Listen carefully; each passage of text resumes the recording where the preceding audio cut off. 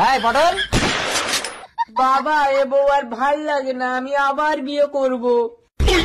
সব করে নিজের পছন্দে বিয়ে করে বউ আনিস, মাঝখানে পরে গিয়ে বলিস এ বউ আর ভাল লাগে না। একদম শুবি না আমার বিছানায়। এই হারামজাদা, তুই বৌমাগুলোকে এভাবেই বিছানা থেকে নামিয়ে দিস আর আমাকে এত এত টাকা দিয়ে বৌমা বিদায় করতে হয়। ও স্বামী, আমি সামান্য টাকা নেব না। সামান্য টাকা? তুই জানিস আমার বাবার কত টাকা আছে?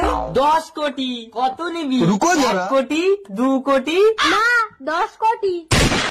যদি আমি একমাত্র পুত্রবধূ হয়ে এ বাড়িতে থাকতে পারি তাহলে পুরো 10 কোটিই তো আমার। 10 কোটি না? এই বেরো। বাবা, আমি সংসার ছেড়ে যাব না। ও বৌমা, তা আমি কি সংসার করবো নাকি তোমার সঙ্গে? গরিবের মেয়েগুলো এনে এনে মুড়ি খেয়ে ঠোঙা ফেলে দিচ্ছে, আপনাকে পথের ভিখারি করব। একদিন আমার পায়ে জড়িয়ে কাঁদতে হবে আপনাকে। এই যা যা, চলো বাবা আবার বিয়ে করব। এই, আমি তোর বাবা হয়ে এখন একটাও বিয়ে করলাম না, সারা জীবন আইবুড়ো থেকে গেলাম, আর তোর এত বিয়ে আসে কোথা থেকে? তুমি না বিয়ে করলে আমি হলাম কি করি? তুমি কি ডিম পেরেছিলে না হেগেছিলে? আমি আর কাজ করব না আপনার বাড়িতে। কেন, তোমার আবার কি হলো?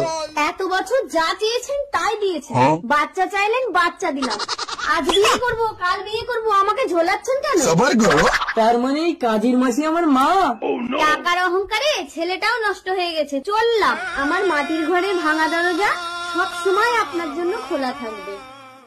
এই বাড়িটা স্যার। চারিদিকে পুলিশ ঘিরে ফেলেছে, পালাবার কোনো পথ নেই। আলু পটল বেরিয়ে আয়। আমি কি করেছি স্যার?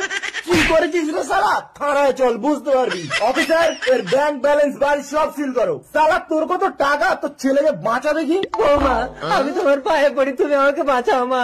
স্যার, এটাকে ছেড়ে দিন, ওটাকে নিয়ে যান। বহু বিঘাও নারী নির্যাতন। চল শালা চল। কোথায় গেল টাকার অহংকার?